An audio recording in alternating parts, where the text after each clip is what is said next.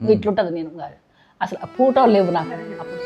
మా వాళ్ళే మాకు మంత్రాలు చేసి మమ్మల్ని మూలకు పడేసాయి. ఇంట్లో దేవుళ్ళని తిట్టిన అరిసిన ఏమనంటే మీరు దేవుళ్ళేనా, మీకు దేవుడేనా, అసలు మీరు దేవుళ్ళేనా, మీకు మనసు ఉందా, మీకు హృదయం ఉందా, మీకు కనికరం ఉందా, మీకు దయ ఉందా, అట్లుంటే నన్ను ఎందుకు ఇట్లా వదిలిపెడతారు, ఇంతకంటే ఇంకేం మంచి చేయాలి, ఇంతకంటే ఏమి నేను ఇంకా పూజలు చేయాలి. బండ రాయి అని తిట్టా. ఎప్పుడైతే బండ రాయి అని అన్ననో వాస్తు పిచ్చి బాగా అసలు ఇట్లా జరుగుతుంది, మనం ఇట్లా ఉంటున్నాం కనుకనే ఈ వాస్తు ఏమో అని చెప్పి వాళ్ళని పిలుచుకొచ్చి వాడికి ఒక 3,000 ఇయ్య, వీడికి ఒక 2,000 ఇయ్య, వాళ్ళకు కూడా డబ్బులు ఇచ్చేదాన్ని. ఇచ్చి మరి ఉట్టిగా ఎందుకు వస్తారు వాస్తు చెప్పేటోళ్ళు. Praise the Lord. దేవుని నామానికి మహిమ కలుగును గాక. అందరికీ హృదయపూర్వకమైన వందనాలు. ఒక అద్భుతమైన సాక్ష్యంతో మేము ముందుకు వస్తున్నాం. తప్పకుండా దాన్ని పూర్తిగా వీక్షించండి, అనేకులకు షేర్ చేయండి, లైక్ చేయటం మాత్రం మర్చిపోవద్దు, సబ్స్క్రైబ్ చేయండి. దీనివల్ల అనేకులకి రీచ్ అవుతుంది. ఈ యొక్క సాక్ష్యాన్ని పూర్తిగా మీరు విని అందరికీ తెలియపరచండి. ఎంతోమంది యేసుక్రీస్తు ప్రభువు వారు తెలుసుకున్నటకు ఇది మంచి అవకాశం కనుక మీరందరూ సహకరించి పరిచర్యలో పాలిభాగస్తులు అవుతారని ప్రభు పేరట కోరుకుంటున్నాం. మీలో ఎవరైనా మంచి సాక్ష్యం కలిగి ఉన్నట్లయితే తప్పకుండా మమ్మల్ని సంప్రదించండి. మరి అందరికీ తెలియపరచుదాం. మీ సాక్ష్యాన్ని కూడా ఈ విధంగా మరి ఛానల్లో ప్రసారం చేద్దాం. కాబట్టి మమ్మల్ని సంప్రదించండి. మా కొరకు ఈ పరిచర్య కొరకు ప్రార్థించండి. దేవుడు మిమ్మల్ని మీ కుటుంబాలను దీవించి ఆశీర్వదించును గాక. అందరికీ వందనాలు. నా పేరు నాగమణి. అది ప్రభుని నమ్ముకోకముందు నాగమణి. ప్రభుని నమ్మినాక నిర్మలా జ్యోతి నిరీక్షణ పాలు నా భర్త పేరు. ఆయన పేరు కూడా నాగేశ్వరరావు. మా అమ్మ నాన్న విశ్వనాథం, కాశవేన విశ్వనాథం, కాశవేన బసవమ్మ. మా అమ్మ నాన్నకి 4 సంతానం. 4లో పెద్ద అన్నయ్య, పెద్ద తమ్ముడు, చిన్న తమ్ముడు, అన్నయ్య తర్వాత నేను. మా అమ్మకు మా కులం ముదిరాజులము. మేము వ్యవసాయం, మా నాన్న అమ్మ వ్యవసాయం చేస్తారు. మా నాన్న సింగరేణిలో డ్యూటీ చేసేటోడు, జాబ్ చేసేటోడు. అప్పుడు మా అమ్మ నాన్న పూజించే దేవతలు అయితే ఉప్పలమ్మ ఉన్నది, మైసమ్మ ఉంది, మరి ముత్యాలమ్మ ఉంది, పెద్దమ్మ తల్లి ఉంది, ఇంకా వెంకటేశ్వర్లు ఉన్నాడు, తిరుపతి, మళ్ళీ యమలవాడ పోయేటోళ్ళం, కొరివి పోయేటోళ్ళం. కొరివి పోతే మా నాన్నకి కొరివి దేవుడు మీదకి వచ్చేటోడు, విగ్రహాలు లాగా ఊగేటోడు, ఉగ్రం వచ్చేది, పూనకం లాగా వచ్చేది, వచ్చి జెండా పట్టుకొని ఎగిరేటోడు. ఇట్లా ప్రభలు కట్టుకొని పోయేటోళ్ళం మేము. మరి అట్లా మళ్ళీ ఇంకోటి ఏంటంటే మా అన్నయ్యకి కొడుకు పుడితే ఆయన చనిపోతే ఈరుడైందని ఆయనని పెట్టుకున్నాం ఇంట్లో. ఒక ఒడిశాల ఆయనకి కాళ్ళకి కట్టె చెప్పులు చేపించి గద్దె మీద ఆ చెప్పులు ఒడిశాల ఆడబెట్టి ఆయన నిలబెట్టుకున్నాం ఇంట్లో. ఒక రూమ్లో ఒక దేవతలు మొత్తం ఒక గుళ్ళో ఒక రూమ్లో ఉండేటి. వాళ్ళకు ఒక రూమ్ మొత్తం, ఆ రూమ్లో అన్నీ ఉండేటి, అన్ని విగ్రహాలు ఉండేటి అన్నమాట. దేవుళ్ళకి ఒక రూమ్ ఉంచేది. ఇంకా ఆ రూమ్లకి ఎవరం పోం. ఎప్పుడన్నా పూజ చేయాలనుకుంటే ఇక స్నానం చేసి అలా పోయి పూజ చేసుకొని వచ్చేటోళ్ళం. అట్లా సంవత్సరానికి ఒకసారి 4-5 మేకలు దిగుతాయి. సంవత్సరం ప్రతి సంవత్సరం మేము దేవుళ్ళం పెట్టుకునేది. ఊళ్ళల్లో పోయి దేవుళ్ళం పెట్టుకుంటున్నామని చుట్టాల బంధువులకు పోయి చెప్పి వచ్చేటోళ్ళం. వాళ్ళు వచ్చేది, ఉండి 2 రోజులు ఉండి తినిపోయేటోళ్ళు. ప్రతి దేవుడికి మేకలు కోసేది ఇంట్లో. ఆ మేకపోతలే ఎక్కువ కోసేది. పెద్దమ్మ తల్లి చేసుకునేది, ఎల్లమ్మకి చేసేది, ఇంట్లో ఉప్పలమ్మకి చేసేది. అట్లా అన్ని దేవుళ్ళకి మొక్కి ఏటలు కోసేటోళ్ళం. అట్లా కోసుకుంటా మా నాన్న మా అమ్మ ఆ దేవుళ్ళని చేసేటోళ్ళు. అదే దేవుళ్ళు మేము కూడా చేసుకుంటూ ఉండేటోళ్ళం. కానీ మా అత్తగారింటి కాడ ఏటలు కోసేటోళ్ళు లేరు. ఏటలు మేకలు కోయరు. కానీ కాకపోతే ఇది విగ్రహార్థన అన్ని దేవుళ్ళకి మొక్కేటోళ్ళం. మరి ఇంట్లో ఇంత భక్తిగా ఉన్నటువంటి మీరు మరి అయితే ఇప్పుడు యేసు ప్రభు యొక్క ప్రస్తావన మీకెందుకు వచ్చింది? ఎందుకు వచ్చిందంటే మా వాళ్ళే మాకు మంత్రాలు చేసి మమ్మల్ని మూలకు పడేశారు. మా నాన్న మా అమ్మ ఇద్దరు కలిసి చాలా వాళ్ళ దగ్గరికి తీసుకుపోయి మంత్రాలు వాళ్ళ కాడ తీసుకుపోయి బాగు చేపించినా బాగా కాలేదు. ఒక ముస్లిమ్స్ ఆయన దగ్గరికి తీసుకుపోతే వాళ్ళు వచ్చి పసుపు రాపిచ్చిండు, మొత్తం గల్మలకి ఏదో పూజలు చేపించిండు. అవి చేపించినా కూడా 1 రోజు 2 రోజులు మంచిగా ఉండేది. తర్వాత మళ్ళీ ఎప్పట్లానే నడు నొప్పి తగ్గిపోయేది. మళ్ళీ నొప్పి అని హాస్పిటల్ చుట్టూ తిరిగేటోడు. ఒక 2-3 లక్షల రూపాయలు పెట్టిండు ఆ రోజులలోనే అప్పు చేసి ఆర్థికంగా రెండు మూడు లక్షలు పెట్టినా కానీ నయం కాలేదు అసలు. నొప్పి అని బాధపడుకుంటుండే. నేను అప్పులు చేసి హాస్పిటల్ చూపించేదాన్ని, ఆయన మంచిగా ఉండాలి, డ్యూటీ పోవాలి అని. కానీ ఆర్థికంగా బాగా కుంగిపోయినాం మేము. ఈ నడు నొప్పికి బాగా పెట్టినా, నాకు మెడల నొప్పులకి బాగా నొప్పులతో నేను పని చేసుకునే స్థితిలో లేను అసలు. అలాంటి స్థితిలో ఉన్నప్పుడు రోజుకొక దేవుణ్ణి చేసేదాన్ని, రోజుకొక దేవుణ్ణి విగ్రహార్థన చేసేదాన్ని, మొక్కేదాన్ని. మొక్కుకుంటా పప్పు బెల్లం పెట్టేదాన్ని, కొబ్బరికాయలు కొట్టేదాన్ని, పరవానం ఉండేదాన్ని, వాళ్ళకి పసుపు కాళ్ళకైతే ఆరకుండా పెట్టేదాన్ని, కడమలకు పెట్టేదాన్ని. శనివారం వచ్చిందంటే పచ్చని దూరం పెట్టేదాన్ని ఇంటి ముందు. ఇంకా ఎట్లా తెలుసుకున్నామంటే ఇట్లనే ఆర్థిక ఇబ్బందులతో బాధపడతా ఉంటే ఒకరోజు ఇంట్లో దేవుళ్ళని నేను ఇంతగానో పూజ చేస్తున్నా కదా, ఇంతకంటే ఇంకేం చేయాలి, నా భర్త డ్యూటీకి పోతే మళ్ళీ తలనీలాలు ఇస్తాను, కొండకు వస్తాను, తిరుపతి వచ్చి కొండకు నడిచి వచ్చి 500 రూపాయలు కానుక వేస్తాను నేను గుండిలో, నేను నా పిల్లలు ఎంటికలు తలనీలాలు ఇస్తాము, మరి నా భర్త డ్యూటీకి పోవాలని చెప్పి 11 రోజులు ఉపవాసం ఉండి ముడుపు కట్టిన. 11 రూపాయలు పూజ చేసుకుంటూ బంతి పూలతోని పసుపు కుంకుమ వేసుకుంటా, ఇవి చదువుకుంటా, బుక్ చదువుకుంటా చేసేదాన్ని. అట్లా చేసి 11 శనివారాలు చేసినా కూడా ఆయన ఏమాత్రం కూడా డ్యూటీకి వెళ్ళడం లేదు, ఇంట్లో నుంచే వెళ్ళిపోయింది. అసలు ఇంటికి రావడమే బంద్ చేసిండు. బంద్ చేసి ఆ మాడి తోటలో ఒక చెక్క ఉంటే ఆ చెక్క బల్ల మీద పండుకొని రాత్రి పొద్దున 4 గంటలకి 5 గంటలకు అట్లా లేచి వెళ్ళిపోయేటోడు. రాత్రి 12-1 గంటకు వచ్చేటోడు. అందరు పండుకున్నాక మెల్లగా ఇంటికి వచ్చి అన్నం పెడితే తినేటోడు, లేకపోతే పండుకునేటోడు. ఆ రీతిగా అన్నం కూడా తింటా అనుకుండా పోయేది. అంగన్వాడీ పిండిలో అంగన్వాడీ అప్పుడు మొక్కజొన్న గటకాలో చక్కెర ఉంటుంది, ఆ చక్కెర జల్లెడ పట్టేసి జావ చేసుకొని తినేటోళ్ళు. అంతకుముందు మాకు పొలం ఇచ్చారు అమ్మ నాన్న, ఆ పొలం మేము అమ్ముకున్నాం ఈ అప్పులతోని. అమ్మేసుకున్నాక ఇక మా నాన్నకు బాధ అనిపించి ఆ బియ్యం పంపించలేదు మా నాన్న, నేను కూడా అడగలేదు. మా నాన్న ఇక ఉన్నాయిలే బియ్యం, ఇంత ఇదిగా ఉన్నారని మా నాన్న ఎప్పుడు అనుకోలేదు. నేను కూడా చెప్పపోయేది, ఏ కష్టం వచ్చినా నాన్నకి చెప్పపోయేది, ఎంత బాధ వచ్చినా నాన్నకి అమ్మకి చెప్పపోయేది. అట్లా చెప్పుకోకుండా ఉంటే అట్లా అంగన్వాడీ పిండి తీసుకొచ్చి జావ చేసుకొని పిల్లలు పోసుకుంటా, ఒకరోజు రొట్టె ఒకరోజు జావ అట్లా తాక్కుంటూ ఉండేటోళ్ళం. మళ్ళీ నేను డ్యూటీలకు పోయేది. అసలు ఇంట్లో ఏముంది ఏమి లేదని కూడా చూడుకోకుండా ఇక ఆయన అంతటా ఆయన వెళ్ళిపోయేటోడు. ఎటు పోతాడో తెలియదు, ఎక్కడ ఉంటాడో తెలియదు. కానీ ఒక మంద అలవాట్లేదు, ఇక చెడు అలవాట్లు ఏమీ లేవు. తన మనసంతా కూడా వేదనతో చచ్చిపోవాలన్న ఆలోచనే ఉండేది. ఆయనకి నాకు 2-3 సార్లు ప్యానికి ఉరేసుకున్నాం, చచ్చిపోవాలనే ఆలోచన కలిగే ఉన్నాం. ఎప్పుడు చచ్చిపోవాలనే ఆలోచన ఉండేది మాకు. వచ్చి ఆర్థిక ఇబ్బందులు వాళ్ళు అప్పు ఇచ్చిన వాళ్ళు వచ్చి ఇష్టం వచ్చినట్టుగా తిట్టేది. ఇంటి ముందుకు వచ్చి తింటలేరా, 5 గంటల అన్నం తింటలేరా, గడ్డి తింటారా అని కూడా అనేటోళ్ళు. వాస్తు పిచ్చి బాగా. అసలు ఇట్లా జరుగుతుంది, మనం ఇట్లా ఉంటున్నాం కనుకనే ఈ వాస్తు ఏమో అని చెప్పి వాళ్ళని పిలుచుకొచ్చి వాడికి 3,000 ఇయ్య, వీడికి 2,000 ఇయ్య, వాళ్ళకు కూడా డబ్బులు ఇచ్చేదాన్ని. ఇచ్చి మరి ఉట్టిగా ఎందుకు వస్తారు వాస్తు చెప్పేటోళ్ళు, డబ్బులు ఇచ్చేది. డబ్బులు ఇచ్చి ఒక రోజే తినేదాన్ని అన్నం, ఆదివారం రోజు. ఆ బుధవారం కూడా తినకుండా ఉండేసరికి ఈయనకు నడుము నొప్పి ఉందిగా, మా అక్క అన్నదిగా, మా అమ్మ ఎరాలు నా సమ్మక్క సారక్క గద్దెలకు మొక్కుకో, నీకు నడుము నొప్పి పోతే అన్నీ పోతాయి అంటే మళ్ళీ మొక్కినాక ఆమెకు కూడా ఉపవాసం ఉన్నా. ఆ బుధవారం కూడా, ఆ ఒక్కరోజు బుధవారం కూడా సాయంత్రం దాకా ఉండేదాన్ని. ఉండి ఇంకా ఆ రోజు కూడా మా అన్నయ్య తీసుకుపోయి మళ్ళీ మొక్కు చెప్తేనే పోతే నొప్పి, లేకపోతే పోతే అని అంటే మళ్ళీ ఆయన ఎత్తు బంగారం తీసుకొని బెల్లం జోకించుకొని మళ్ళీ మాకు బట్టలు తీసుకొని అన్నయ్య ఆ రోజులలో 5,000 ఖర్చు పెట్టుకుంటూ మాకు. నాకు ఆ డబ్బులు లేవన్నాయి అంటే బాగా మంచిగా ఉంటాడమ్మా, నేను తీసుకుపోతారా అని చెప్పి మొక్కు చెప్దామని చెప్పి మాకు బట్టలు తీసుకొని బంగారం తీసుకొని మమ్మల్ని ఈ ఉట్టి చేతులతోనే మేము పోయినాం. బట్టలు గిట్టలు అన్నీ మొత్తం ఖర్చు అంతా ఆయనదే. పోయి తీసుకొని వచ్చినాక కూడా నొప్పి పోలేదు. మళ్ళీ ఆంజనేయుడు స్వామి అని ఆంజనేయుడు స్వామికి అడిగి పోయి అయ్యే తొమ్మలపాకులు అట్టి పండ్లు పెట్టి ఎన్ని రకాల పూజ అంటది, ఎన్నో పెట్టాలి. దాండకం పూజ శాలుష చేపించినా కూడా పోలేదు. చదివినా. అయితే ఇక్కడ ఈ చెరువు కింద ఒక గుడి ఉంది, ఆంజనేయుడు స్వామి గుడే. ఆ గుడికి పానసారం లాగా ఇట్లా పండుకొని ఇట్లా చేతులు వెనకకి ఇట్లా పెట్టుకొని ఇట్లా బోర్లు పండుకొని చుట్టూ తిరుగుకుంటూ వచ్చిన, మొత్తం బొర్లుకుంటూ వచ్చి మళ్ళా అట్లన్నా నా బాధలు పోతాయేమో, నా కష్టాలు పోతాయేమో, నా భర్త మంచిగా డ్యూటీ పోతాడేమో అని అట్లా మొక్కేదాన్ని.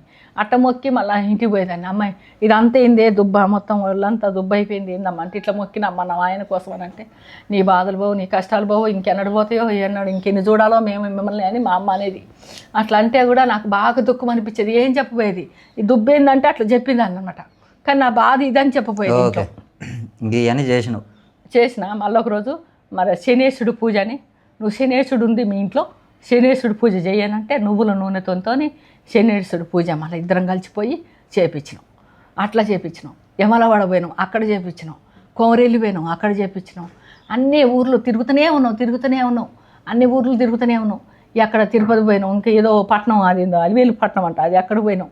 అన్నీ తిరుగుతున్నామేం కానీ అప్పులు చేసిపోతున్నాం. ఎటు పోవాలన్నా అప్పులే, ఎటు పోయినా డబ్బులే, ఎటు పోవాలన్నా డబ్బులే. ఇక పిల్లగాడికి లాస్ట్కి ఎంటికలు తీసే కాడ ఒకసారి డబ్బులు పోయినాయి. ట్రైన్ ఎక్కినాం, డబ్బులు పోయినాయి. మళ్ళీ తిరిగి వచ్చారు. 5 సంవత్సరాల తర్వాత వాడు ఎంటికలు తీసినాం. మళ్ళీ 5వసారి పోదాం అనుకునేసరికి డబ్బులు పోయినాయి. మళ్ళీ పోదాం అనుకుంటే అప్పుడు మళ్ళీ 6వసారి మళ్ళీ పోయి ఎంటికలు తీపించుకొని వచ్చినాం మళ్ళీ వాడికి. అట్లా చేసుకుంటూ వస్తూనే ఉన్నాం, పూజలు చేస్తూనే ఉన్నా. ఒకరోజు నాకు ఇసుకు పుట్టింది. ఇక నా వల్ల కావట్లే, ఈ సమ్మక్కకు మొక్కిన అన్నీ చేసిన, ఇంకా పోవట్లేదు, ఏం చేయాలి అప్పుడు అసలు. ఇక ఒక ఆయన వచ్చి బాగా తిట్టిండి, ఇంటికి వచ్చి అప్పులు ఆయన బాగా తిడతాడు. తిట్టిపోయిండు. ఆయన తిట్టిపోయినాక ఇక నాకు ఓపిక చచ్చిపోతుంది. ఉన్న కొద్దిగా ఓపిక ఉంటలే, ఇక నా వల్ల కావట్లేదు అనిపిస్తుంది. ఈ మనిషి ఇంటికి రావట్లేడు. ఇక ఏం చేసినా నేను ఇట్నే సాయంత్రం పూట బయట కూర్చొని ఇంట్లో దేవుళ్ళని అరిచిన. ఏమనంటే, మీరు దేవుళ్ళేనా? మీకు దేవుడేనా? అసలు మీకు దేవుళ్ళేనా? మీకు మనసు ఉందా? మీకు హృదయం ఉందా? మీకు కనికరం ఉందా? మీకు దయ ఉందా? అట్లుంటే నన్ను ఎందుకు ఇట్లా వదిలిపెడతారు? ఇంతకంటే ఇంకేం మంచి చేయాలా? ఇంతకంటే ఏమి నేను ఇంకా పూజలు చేయాలా? ఇంకెలా పూజలు చేయాలా? ఇంకెట్లా చేస్తే మీరు నన్ను బాగు చేస్తారు, నాకు మంచి చేస్తారు మీరు? ఇంకెంతకంటే ఏ మంచిగా చేయాలా నేను అని చెప్పి బండ రాయి అని తిట్టా. ఎప్పుడైతే బండ రాయి అని అన్నానో అప్పుడు బాగా దుఃఖం. ఇప్పుడు చెప్తున్నా కానీ అట్లా ఆ రోజు నేను ఏడిచిందాన్ని ఏడిచినట్టే ఈ కళ్ళమని నీళ్ళు కారిపోతున్నాయి. మొత్తం తడిసిపోయింది. ఇదంతా కూడా మరి కొంగంతా కూడా తడిసిపోయింది. ఇక చచ్చిపోదామని సిచ్యువేషన్లో ఉన్నప్పుడు ఎట్లుంటుంది పరిస్థితి? సావు అనేది వచ్చేస్తుంది అనమాట. ఇక చచ్చిపోవాలి అన్న ఆలోచనే ఉంది, కానీ ఇక బతకాలన్న ఆలోచన అసలు ఏ కోశాన కూడా లేదు. తిట్టి బాగా బండ రాయి, నువ్వు అసలు దేవుడు కాదు, నువ్వు బండ అనగానే ఏసయ్యా కనికరించన్న మాట వచ్చింది నా నోటికి. నీకు ఎట్లొచ్చిందో నాకు తెలియదు అసలు. ఆ మాట వాళ్ళని తిట్టాను కదా, ఇట్లా నువ్వు కనికరం లేదు, నీకు దయ లేదు, నీకు ప్రేమ లేదు. మేము అంతకుముందు ఎవరైనా చెప్పారు యేసు ప్రభు గురించి? ఎప్పుడంటే ఒక 4-5 సంవత్సరాల క్రితం మా పెద్దమ్మ దేవుని నమ్ముకుంది. మా పెద్దమ్మ. అప్పుడు పోయినావా? అప్పుడు పోలే, గుడికి పోలే. మా పెద్దమ్మ ఒకసారి వచ్చి దేవుని నమ్ముకోండి అని అన్నది కానీ అప్పుడు నేను కొంగేసుకొని ప్రార్థన చేయవే, ఇట్లా చేసుకోమ్మానంటే చేతంటే 7 గంటల వాడ వెంకట్రావు అని అంటున్నాయి. ఆ మాటలు వస్తున్నాయి కానీ ప్రార్థన రావట్లేదు నాకు. నాకు వద్దు, నా దేవుళ్ళే నాకు కావాలి, ఏదో మా పెద్దమ్మ వచ్చి చెప్పింది, నేను ఎందుకు మొక్కుతా, నా దేవుడు నాకు ఉండంగా అని చెప్పి మళ్ళీ ఇక పూజలు అవుతుంది. ఇక ఇంట్లో పోయి పడుకోగానే ఒక లంగోటం వేసుకొని కింది మీదికి లాల్చి పైలాంలాగా వేసుకొని ఒక మనిషి సంఖలో ఒక బాలుడు ఉన్నాడు. ఆయన కిరీటం ఉంది, ఎంటికలు ఇక్కడ పడతాయి భుజం మీద, చుట్టూ ఇప్పి కటింగ్ లాగా ఉన్నది బాబుకి, కిందకి ఇట్లున్నాయి. ఆ బాబుని ఎత్తుకొని ఉంది ఒక ఆడ మనిషి. కిరీటం ఉంది ఆమెకు కూడా, ఈయనకు కూడా కిరీటం ఉంది. ఎప్పుడు కూడా చూడలే నేను ఆమె ఎక్కడ విగ్రహార్థంలో ఎక్కడ కూడా చూడలే నేను. అట్లా ఉంది కానీ చెప్పలేనంత ఎలుగుతోని అట్లా కనపడగానే వెలుగుతోటి తెల్లటి ఆకారం బాబుని ఎత్తుకొని నిలబడదు. వచ్చింది అట్లా చెప్పు. ఏసయ్య అని నేను ఎప్పుడైతే తన ఇంట్లోకి వచ్చి ఇట్లా పండుకున్నానో ఆ యొక్క తెల్లటి ఆకారం అనేది నాకు ముందుకు వచ్చి నిలబడడంతోనే ఇక నాకు భయం పుట్టి, వాంబో ఏ దయ్యాన్ని పంపించారో, ఏది భూతాన్ని పంపించారో, ఇంకా కొత్తగా నన్ను ఏమన్నా చేయడానికి పంపించారని చెప్పి ఇక నేను తిట్టా. ఇంకేం సావడానికే వచ్చినావు, సర్దామని అనుకుంటే ఇంకేం దయ్యాలను పంపిస్తారు మీద అని అన్నాక ఇక అన్న అయిపోయింది. పిల్లలకి అన్నం పెట్టినా, ఇక మేము వస్తే అన్నం పెడదామని చెప్పి 9 అయింది, 8 అయింది, 11 అవుతుంది, 12 అవుతుంది. ఈ మనిషి రావట్లేదు. ఇక అట్లా ఊరుకుంటూ అట్నే నిద్రపోయినా ఎప్పుడు వచ్చిండో తలుపు వేయలే. ఆ రోజు చచ్చిపోదాం అనుకున్నాం మేము. నేను లేసరికి నేను వచ్చి పండుకున్నాడు. అయ్యో అన్నం పెట్టనవుతున్నానని చెప్పి ఇక లేచి నేను ఏసయ్యా కనికరించన్న మాట నా నోట్లకి ఎప్పుడు వచ్చిందో అప్పుడు నేను ఏం చేస్తానో నాకే అర్థం కావట్లేదు. ఆదివారం తెల్లారితిగా ఆదివారం రోజు ఇల్లు మొత్తం కడిగేసి బట్టలు మొత్తం పిండేసుకున్నా. మొత్తం పిండుకొని ఇంట్లోకి పోయినా, వంటగదిలో పోయి స్నానం చేసి ఇంట్లో వంటగదిలో పోయి వంటగదిలో కింది మీదకి దేవుళ్ళు అని బొమ్మలు అన్నీ ఉన్నాయి. కింది మీదకి 4-5 సంతలు ఇట్లా వరుసగా సెల్ఫ్లో. ఆ సెల్ఫ్లు ఉన్నాయన్నీ కుర్చీ తెచ్చుకున్న, కుర్చీలో నిలబడ్డా. ఇక పై నుంచి వరుస పెట్టి కింది దాకా మొత్తం కింద పడేసిన. అత్త ఎత్తేసిన, కింద పదిలంగా కూడా పెట్టలే, ఇట్లా తీసి కింద ఎత్తేసిన, మూలకి అన్నీ ఎత్తేసిన. అసలు నేను ఏం చేస్తానో నాకే అర్థం కావట్లే. ఇల్లు శుభ్రం చేసిన, బీరువాల బట్టలే తీలే, అన్నీ మొత్తం పిండేసుకున్నా, కట్టెలతో సహా, దిండు కవర్లతో సహా పిండేసుకున్నా. అన్నీ పిండేసుకొని స్నానం చేసి వచ్చిన, మొత్తం ఇంట్లో పైనుంచి కింద దాకా అన్నీ కింద పడేసిన. ఆ దేవుళ్ళని బొమ్మలు అన్నీ కింద పడేసి అత్తమ్మ దగ్గరికి వెళ్ళిపోయినా. ఆ అత్తమ్మ గుడి పోద్ది అప్పుడప్పుడు, కానీ ఆమె ఏనాడు కూడా చెప్పదు దేవుడి గురించి. ఎందుకంటే మా వాళ్ళు చంపేస్తారు ఇట్లా చెప్తే. కొద్దిగా తెలిసినా కూడా ఓర్చుకోరు మా వాళ్ళు, అసలు ఊరుకోరు. అలాంటి పొజిషన్లో ఉన్న భయానికి చెప్పదు ఆమె దేవుడి గురించి. కానీ ఆమె దగ్గరికి ఎందుకు పంపించిండో నాకు అర్థం కాదు. ఎందుకంటే తెరవాలి కదా నేను, నన్ను అక్కడికి వెళ్ళిపోయాను. అక్కడికి ఆమె దగ్గరికి వెళ్ళిపోతే ఏడిచిన మీద పడి ఏడితే, ఏందమ్మా నా కొడుకు ఏమైనా కొట్టిండమ్మా అంటే, కొట్టలేదు అత్తమ్మ, ఇగో చచ్చిపోదామని అనుకున్నాం కదా, ఇంకో దయ్యాన్ని పంపించారు మా ఇంటికి, ఇట్లుంది అంటే ఎట్లుంది అని అంటే, ఓ బాబు ఉన్నాడు సంఖలో అన్నమాట. ఇంట్లో దేవుళ్ళని తిట్టిన అరిచినాకనే బండారాయి అన్నాక, ఏసయ్యా కనికరించన్నమాట నా నోటికి వచ్చినాకనే ఈ దయ్యం కనపడదన్న. ఓ దయ్యం కాదు అనబాకు, అట్లా అనబాకు, యేసు ప్రభువే నీకు దర్శనం ఇచ్చిండు చిన్న బాలుడు రూపంలో. నీ దేవుళ్ళో నీ యొక్క చిన్న పాప లాంటి దానివి, పాపలాగానే దేవుడు చిన్న బావుల్లాగా నీకు కనపడ్డాడు, దేవుడు కనపడ్డాడు నీకు, దయ్యం కాదు నువ్వు దయ్యం అనబాక అన్నది. వామ్మో యేసు ప్రభా, ఏసయ్యా, అవునా, మా పెద్దమ్మ గుడి పోద్ది, ఆ యేసు ప్రభా, ఆ యేసు ప్రభే అని అన్నది. అంటే సరే నేను కూడా వస్తామ్మా అన్న. అంటే బామ్మ నాతో నన్ను పాతి పెడతారు మీ వాళ్ళు, ఇంకేమైనా ఉందా అన్నది. అంటే సర్లే నువ్వు, నేను ఆడిపోయి నన్ను గుడికి వస్తాను, నీ గుడికి వచ్చినాక నాకు ప్రార్థన చెప్పి అనగానే ఇక వెళ్ళిపోయింది. బాబు వెళ్ళినాయి. ఇక నాన్న వచ్చిందిగా, నాన్న రాగానే నాన్న చర్చి దగ్గర నాకు తెలిసిన వాళ్ళు ఉన్నారు, వాళ్ళ ఇంటికి పోతా, నన్ను తీసుకుపెట్టించవా నానంటే, టీవీఎస్ బండి ఉంటే నాన్న బండి మీద, ఆ తండ్రి ఈ తండ్రి బండి మీద నన్ను తీసుకుపోయి ఆ చర్చి కాడ దింపి నాన్న వెళ్ళిపోయాడు. వెళ్ళిపోగానే పోయేదాకా నిలబడ్డా, ఆ సందులోకి వెళ్ళిపోయేదాకా. ఇంకా నాన్న అటు వెళ్ళిపోగానే భయం కదా మళ్ళీ. ఇక నాన్న పూర్తిగా అటు వెళ్ళిపోయినాక ఇక చర్చిలో పోయినా. ఇంకా అప్పటికి కూడా నొప్పులే ఉన్నాయి, మెడలు ఎటు ఇట్లా ఉన్నాను, ఇంకా ఇట్లుంటుంది. నేను అసలు ఫోటోలు లేవు నాకు అప్పుడు, యాడి ఫోటోలు, ఇక ఇట్లా ఉన్నది అనమాట మెడ అట్లా బట్టి ఉండేది. అది మాంత్రిక శక్తి, మాంత్రికలే, మాంత్రిక శక్తులతో మెడలు పట్టేసినాయి. ఇక ఇట్లనే ఉండేదాన్ని. అయితే ఇక ఎప్పుడైతే ఆ గుళ్ళో పోయినో, ఇక వాళ్ళు కూర్చుంటున్నా, లేస్తానా, ఇక వాళ్ళు కళ్ళు మూసుకుంటున్నా, వాళ్ళు ఏది చేస్తే నేను చేస్తాను పక్కన వాళ్ళని చూసి. ఇక తెలవదు, వాళ్ళు పేదాలు ఆడితే నేను కూడా పేదాలు ఆడిస్తాను, ఏమంటలేదు. ఏసయ్యా అన్నదిగా, ఏసయ్యా అంటాను అంతే. ఇక అట్లా అనుకుంటూ కూర్చున్నాక ప్రార్థన అంతా అయిపోయింది. ఇక కళ్ళ నీళ్ళు గారిపోతున్నాయి బాగా, తెలియకుండా ఇటు పంపు గినక, చిన్న పంపు గినక పెడితే ఎట్లా పోతాయో ఇట్లా పోతుంది అనమాట. మొత్తం తడిచిపోయినా. ఆయన చూసిండు, సాలమోన్ తండ్రి గారు అయ్యగారు ఉండే అప్పుడు. అయ్యగారు ఏంది ఏమకి నీళ్ళు ఇట్లా గారిపోతాయని అనుకున్నాడట. వాక్యం చెప్తాడు నన్ను చూస్తాడు. ఇక అంతా అయిపోయింది, వాక్యం అయిపోయింది, అందరూ అయిపోయారు. ఆ చివరికి అందరు నడుచుకుంటూ పోయి బయట అక్కడ ఆ గంట కొట్టే కాడ నిలబడగానే నన్ను తీసుకుపోయింది.